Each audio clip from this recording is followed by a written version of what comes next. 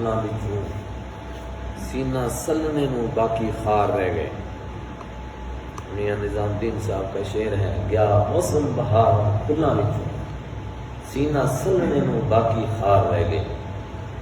رمضان کا مہینہ وہ ہوتا ہے پورے سال انسان اس کے انتظار میں رہتا ہے، آسے آسے عمر گزاری چلے خار ہزاراں، ظالم باغ نہیں ویکھن دیندا آئیاں جدوں بہاراں۔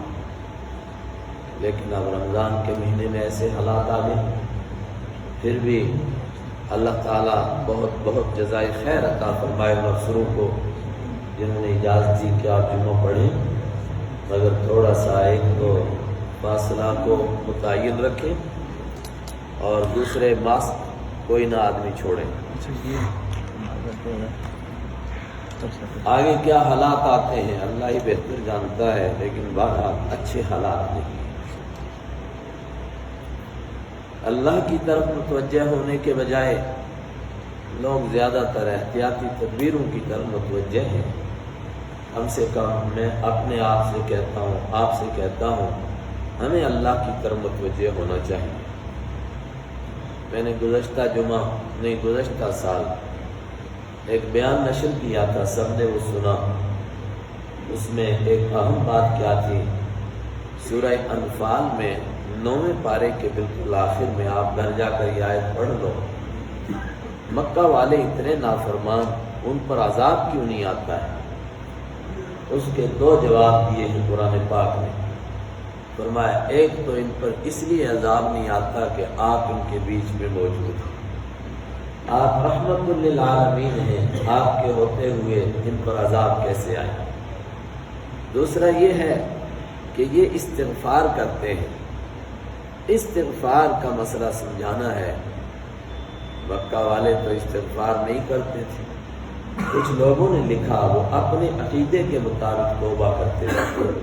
اس کا مطلب اگر غیر مسلم اپنے عقیدے کے مطابق بھی توبہ کریں گے ان کو بھی کچھ نفع ہوگا، لیکن تقریباً 95% مفسرین کہتے ہیں نہیں، مکہ میں جو تھوڑے سے مسلمان تھے وہ چونکہ استغفار کر رہے تھے، تو جب تک وہ استغفار کرنے والے موجود رہیں خدا کا عذاب کیسے آ سکتا ہے؟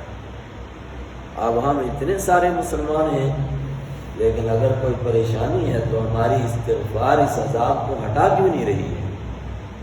اس کا مطلب جیسے استغفار ہم کو کرنی چاہیے ویسے ہم نہیں کر رہے ہیں، ہم دوسروں کو دوش دیتے ہیں، حالانکہ قرآن نے کہا کہ ایمان والے استغفار کرتے ہیں اس لیے ان پر بھی عذاب نہیں آتا ہے۔ ہم کو استغفار کرنی تھی، خدا ان کو بھی عذاب سے بچاتا۔ اس کے بعد اب میں آپ کو وہ جو میں نے وعدہ کیا تھا کہ زکوٰۃ کیسے دینی ہے اس پر چند باتیں عرض کرتا ہوں۔ پہلی بات، ایک تو زکوٰۃ متعین ہے، معلوم ہے آپ کو، ایک صدقہ فطر متعین ہے، اور صدقہ فطر میرے سے ہر آدمی پوچھتا ہے جی کتنا متعین ہوا؟ نعوذ باللہ، کوئی ہم متعین کرتے ہیں صدقہ فطر؟ اصل میں لوگوں کی سہولت کے لیے امام صاحب اعلان کر دیتے تھے، لوگوں نے سمجھا یہ امام صاحب طے کرتے ہیں صدقہ فطر۔ میں نے حضرت مولانا مفتی عنایت اللہ صاحب جو ہمارے شاہی امام ہیں ان سے بھی درخواست کی کہ آپ کوئی رقم فکس نہ کیجیے۔ کیوں؟ رسول پاک صلی اللہ علیہ وسلم کے زمانے میں لوگ 3 طریقے سے صدقہ فطر دیتے تھے۔ بھئی اپنی حیثیت دیکھو، آپ کون سا دے سکتے ہو وہ والا دو، یا تو 2.25 کلو گیہوں کا آٹا، کڑک کا آٹا دیتے تھے، یا 3.5 کلو کھجوریں دیتے تھے، یا 3.5 کلو کشمش دیتے تھے۔ تقریباً ان کی قیمت 100 روپیہ، 1800 روپیہ اور 2000 بنتی ہے ایک آدمی کی طرف سے، اور خاندان کے بڑے آدمی کو فرض ہے کہ وہ اپنے گھر کے تمام لوگوں کی طرف سے یہ ادا کریں۔ ایک دوسرا صدقہ ہے جو ہم نظر مانتے ہیں، منت، جس کو صدقہ کہتے ہیں۔ وما نذرتم من نذر، قرآن پاک نے اسی موقع پر اس کا تذکرہ کیا۔ نظر کیا ہے کہ ایک آدمی نے منت مانی، اگر میرا یہ کام ہو گیا تو میں اتنے پیسے اللہ کے راستے میں دوں گا۔ ان تینوں کے لیے مصرف متعین ہے کہاں خرچ کرنے۔ غریب کو، یتیم کو، مسکین کو، بس خاص لوگ ہیں، ہر ایک کو نہیں دے سکتے۔ لیکن صدقے کے بارے میں یہ بات سمجھ لیں، یہ تو ہو گیا کہ طے کیا کہ اگر یہ کام ہو گیا تو صدقہ دوں گا، اور بخاری کی روایت میں اس کو اچھا نہیں سمجھا گیا، فرمایا اس سے بخیل کا مال نکلتا ہے، اس کے سوا کچھ نہیں ہوتا ہے۔ پھر کون سا صدقہ؟ بس جو معاملہ پیش آئے اللہ کے راستے میں دے دو، وہ صدقہ آپ کسی کو بھی دے سکتے ہیں، یہاں تک کہ آپ یہ نیت کریں اللہ مجھے اس بیماری سے بچائے، میں مسجد کا ایک چھت ڈلوا دوں گا، اچھی بات ہے، یہ بھی چلے گا۔ نہیں، اللہ بیماری سے بچائے تو میں ڈالوں گا، یہ نہیں۔ آپ کہیں میں مسجد کا چھت ڈالتا ہوں، اللہ بیماری سے بچائے، وہ اللہ کا کام ہے۔ یا یہ ہے کہ کسی پریشانی سے آپ بچ گئے، اب آپ نے کہا کہ میں اس خوشی میں اتنے پیسے لگاتا ہوں، یہ لگا سکتے ہیں، یہ دوسرا مسئلہ ہے۔ بات تھوڑی سی سمجھنے کی ہے، ضرورت کے لیے موقف اوپر بھی جا سکتا ہے، وہ تو مسجد کا حصہ ہے، باتھ روم بھی جا سکتا ہے، بغیر ضرورت کے اس کمرے میں بھی جائے گا اعتکاف ٹوٹ کے، تو مسئلہ ہے۔ اس کے بعد تھا کہ صدقہ کس طرح دینا چاہیے۔ ایک تو زکوٰۃ ہے، فطرہ ہے، اور یہ منت ہے۔ دوسرے عام صدقہ، کیا صدقہ کرنا چاہیے؟ میں نے آیت پڑھی، اللہ نے فرمایا لن تنالوا البر حتى تنفقوا مما تحبون، جب تک تم اس چیز کو خرچ نہیں کرو گے جس کو سب سے زیادہ پسند کرتے ہو، تب تک تم اللہ کے ہاں نیکی کرنے والے شمار نہیں ہوں گے۔ اس موقع کی آپ تفسیر پڑھو، یہ چوتھے پارے کی پہلی آیت ہے۔ صحابہ کرام نے اس پر عمل کرنے کے لیے کیسی دوڑ لگائی۔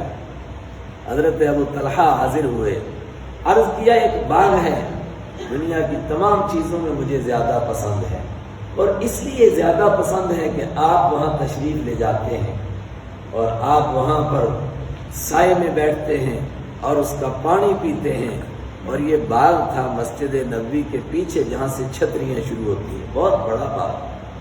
میں یہ باغ چاہتا ہوں اللہ کے راستے میں صدقہ کروں چونکہ سب سے پسند ہے۔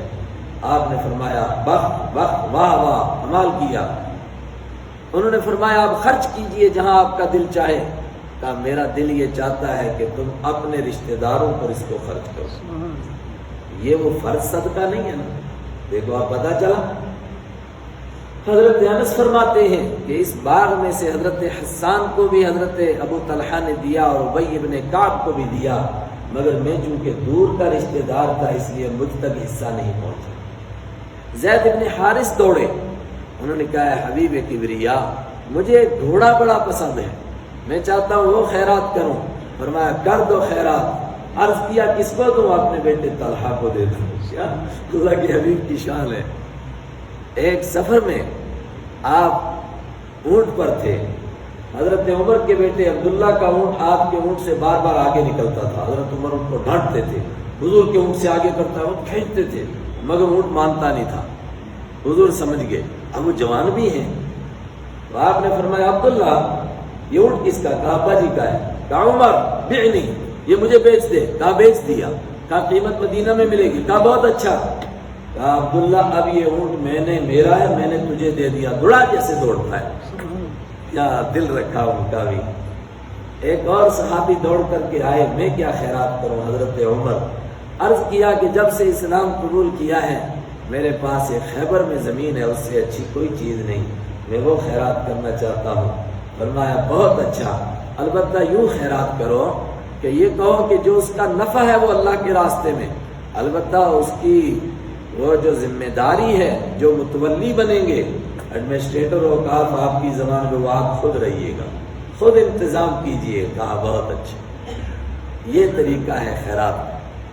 قرآن پاک کی وہ آیت، اب 5 ہی منٹ رہ گئے، مجھے اس کو کلوز کرنا ہے، جس میں کہا نا کہ ایک کا تمہیں کتنا ملے گا؟ 700 گنا ملے گا۔ ایک دانے کے بدلے میں کتنے ملیں گے؟ مثال ہے جیسے کسی نے ایک دانہ ڈالا، اس میں پودے نکلے، مگر کتنے؟ 7 پودے، اور ہر پودے کے اوپر 100 دانے ہوئے تو کتنے ہو گئے؟ 700 ملے۔ لیکن فوراً نیچے کہا قول معروف خیر من صدقۃ یتبعها اذى۔ اگر آپ نے خیرات کی اور اس کے بعد آپ نے جس کو خیرات کی اس کو تکلیف پہنچائی، اس کو کبھی تانا دے دیا، مدرسے کے محتمم کو کہا تیرے باپ کا ہے چندہ میں دیتا ہوں، فرمایا اس سے اچھا تھا تو کوئی اچھی بات کہہ دیتا، وہ بڑا صدقہ تھا، تو نے سب برباد کیا۔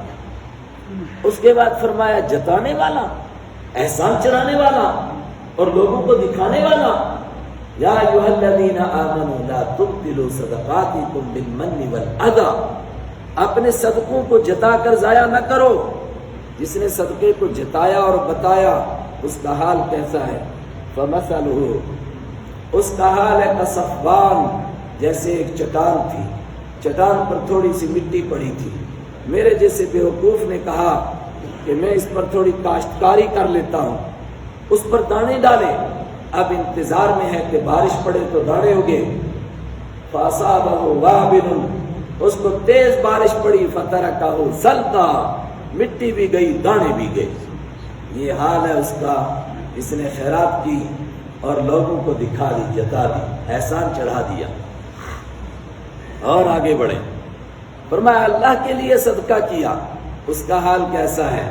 اس کی مثال ہے جیسے کوئی باغ ہو اور وہ ہو اونچے ٹیلے پر، اور ایسے باغ والے سمجھتے ہیں ہمارے یہاں بارہمولہ اور شوپیان میں ہے، بس اونچے ٹیلے پر ہو، اگر اس کو بارش پہنچے گی تو ڈبل اس میں وہ پھل آئیں گے، اور اگر بارش نہیں پہنچے گی تو پھر کیا ہوگا؟ فطل، تو شبنم سے بھی پھل آ جائیں گے۔ مطلب جو اللہ کے لیے خیرات کرتا ہے زیادہ دے گا، سبحان اللہ، اگر 1 ہی روپیہ دے گا اخلاص کے ساتھ فطل، وہ بھی کافی ہے۔ اس کے بعد دوسری بات آئی، ایود احدکم، یہ میں ایک ایک ٹکڑا پڑھ رہا ہوں، کیا تم میں سے کوئی پسند کرتا ہے کہ اس کا ایک باغ ہو کھجور کا اور انگور کا، اور بندہ ہو جائے بڈھا اور اس کے چھوٹے چھوٹے بچے ہوں اور اس کے پاس کمائی کا کوئی ذریعہ نہ ہو، پھر اچانک اس باغ میں بگولا پہنچے، بگولا وہ تیز ہوا، اس میں آگ ہو، اس آگ نے اس باغ کو جلا کر کے راکھ کر دیا، کوئی چاہتا ہے تم میں سے ایسا؟ بولو۔ فرمایا اس سے بری مثال ہے جو آدمی بہت خیرات کرتا رہا، اب اس کو بڑی امید ہے، نمازیں تو ایسی ہیں، روزے تو ایسے ہی ہیں، کچھ خیرات کام آئے گی، جب قیامت کے دن پہنچا، کہا وہ تو نے جو احسان چڑھایا اور جتایا اور لوگوں کو بتایا وہ تو جل کر کے راکھ ہو گئی۔ پھر فرمایا یا ایھا الذین آمنوا انفقوا مما رزقناکم، کہاں سے خرچ کریں؟ کہا جہاں سے بھی ہم نے تم کو مال دیا اس میں سے بھی کرو، اور جو زمین میں سے نکلتا ہے اس میں سے بھی کرو، لیکن تال کر کے اچھا اچھا خیرات کرو، اور خراب مال کا خیال بھی نہ کرو، ادھر جیب میں ہاتھ ڈالا ادھر ڈالا، کوئی خراب سا 10 کا نوٹ ملے کہ ملے وہ ڈالو اس کی جیب میں۔ فرمایا تم خود اگر تم کو کوئی گھٹیا نوٹ دے کوئی لے گا؟ تم نہیں لوگے، اللہ کو کیسے دے رہے ہو؟ مسئلہ کچھ اور ہے، کیا ہے؟ ان الشیطان یعدکم الفقر، یہ سب آیتیں ملی ہوئی ہیں۔ شیطان تم کو ڈراتا ہے غریبی سے، وہ کہتا ہے اچھا اچھا پیسہ دے دے گا تو غریب ہو کے مر جائے گا، اللہ تم سے وعدہ کرتا ہے مغفرت کا، دے دو، میں یہاں کی ذمہ داری بھی لیتا ہوں وہاں کی بھی ذمہ داری لیتا ہوں۔ آگے وَمَن یُؤْتِ الْحِکْمَةَ، اصل بات ہے کہ کس کو یہ سمجھ ہے کہ اچھا مال اللہ کے راستے میں دے، اور کس کو یہ سمجھ ہو کہ بیکار چیز دے، یہ تو ایک حکمت اور دانش مندی ہے جس کو اللہ عطا کرتا ہے، اس کے اوپر اللہ کا بڑا کرم ہے۔ آخری بات ہے تو دکھلاوا کر کے خیرات کرنا اور احسان چڑھانا، اس کی اتنی مذمت آئی، دکھلاوے کا کیا مطلب ہے؟ کیا کسی کو پتہ نہیں چلنا چاہیے؟ ارے بابا مطلب ہی نہیں سمجھے تم ریاکاری کا۔ ریاکاری کا مطلب ہے کہ دل میں جذبہ ہو، لوگوں کو پتہ چلے میں سخی ہوں۔ ان تعدوا، اگر تم انہیں، وَإِن تُبْدُوا الصَّدَقَاتِ فَنِعِمَّا هِيَ، اگر تمہیں لگتا ہے کہ ضرورت ہے سب کے سامنے دو تاکہ دوسروں کو شوق ہو جائے تو یہ بھی اچھی بات ہے، اور اگر تم چپکے سے دو مگر 2 غریبوں کو، یہ اور اچھی بات ہے۔ یہ کسی کے سامنے دینے کا مطلب دکھلاوا نہیں، دکھلاوا دل کی بیماری ہے، وہ کس کے اندر ہے وہ خود اپنے آپ سے پوچھے۔ ایک بڑا اہم مسئلہ آخری، صدقہ فطر اور زکوٰۃ، اور اس کے ساتھ ساتھ میں یہ جو منت کا میں نے کہا یہ 3 تو خاص لوگوں کو دینے ہیں، یہاں تک کہ غیر مسلم کو بھی نہیں دے سکتے۔ تو غیر مسلم کو عام صدقہ دیں کہ نہ دیں؟ کوئی بیمار ہے بیچارے کو کچھ ضرورت ہے، دیں کہ نہ دیں؟ دل میں بات آتی ہے کہ یہ بے ایمان میرے سے پیسے لے گا، ہو سکتا ہے شراب پی جائے۔ لیس علیک ھداھم، تو ان کی ہدایت کا ٹھیکیدار نہیں ہے، تو اللہ کے راستے میں دیتا جا، وہ شراب پیے، وہ کیا کرے، کہاں لگائے، تجھے اس سے کیا غرض ہے؟ دے دے، غیر مسلم کو بھی دے، مگر ان 3 کے علاوہ۔ اور آج کل دینا چاہیے خاص طور سے، زیادہ سے زیادہ غیر ایمان والوں کو ضرورت ہے، دو، وہ کہاں لگائیں؟ یہ بدماش ہیں ایسے، بھائی کیسے بھی ہیں ہم اس کے ٹھیکیدار ہیں، کیا سخت لفظ ہے، لیس علیک ھداھم، تو ان کی ہدایت کا ٹھیکیدار نہیں ہے۔ آخری بات، سب سے بہتر کیا ہے، کن کو دیں؟ فرمایا ان غریبوں اور ان فقیروں کو دو جو حقیقت میں غریب اور فقیر نہیں ہیں، مگر انہوں نے اللہ کے دین کے لیے اپنے آپ کو ایسا وقف کر دیا ہے کہ ان کو کمائی کا کوئی موقع ہی نہیں ملتا ہے۔ اور تحسبهم الجاہل اغنیاء، مالدار اس کو دیکھتا ہے، ناواقف آدمی دیکھتا ہے تو ان کے کپڑوں کو دیکھ کر کہتا ہے یہ تو پورے شہر کے سب سے بڑے سیٹ ہیں، یہ خوشبو، یہ کپڑے، لیکن ہیں ضرورت مند، مگر کسی سے وہ سوال نہیں کرتے ہیں۔ تو ان کو تلاش کیسے کروں؟ سیماہم فی وجوہہم، ان کے چہروں کی نورانی بتائے گی تجھے وہ کون ہے، اللہ کے راستے میں کام کرنے والے۔ کیسے قرآن نے بیان کیا؟ آخری بات، کب دیں؟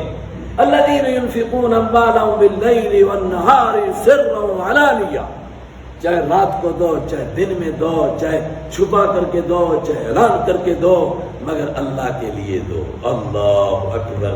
اب یہ بیان تو ہوا نہیں، میں نے آیتوں کا تعارف کرا دیا۔ یہ بھول رہا ہوں، تیسرے پارے نا، ہاں تیسرے پارے کی آیتیں ہیں، یہ تیسرے رکوع سے شروع ہوئی، وہاں سے آپ پڑھنا شروع کرو، آگے تک پڑھتے چلے جاؤ۔ بس یہ سارا فلسفہ ہے صدقے کا، کیا مقصد ہے صدقے کا، اللہ مجھے اور آپ کو پڑھنے کی توفیق عطا فرمائے۔ اور یہ براہ راست قرآن کی آیتیں سنائیں، 1-2 قصے سنائے، سب بخاری میں ہیں، کوئی ہوائی بات نہیں سنائی آپ کو میں نے۔ اب وہ اعلان کرنے، ایک تو یہی کہ بھئی یہ دور دور رہنا، کہیں وہ مصیبت نہ آ جائے، کل بھی چھاپا پڑا، پرسوں بھی، بیچارے اچھے افسر ہیں اس لیے وہ درگزر کرتے ہیں، ورنہ کئی جگہ تو پڑھنے نہیں دے رہے ہیں۔ اللہ ہم کو بھی سمجھ عطا فرمائے، ان کو بھی۔ تو دوسری بات کیا ہے، کچھ مدارس والے ہیں اور میں نے ان سے وعدہ کیا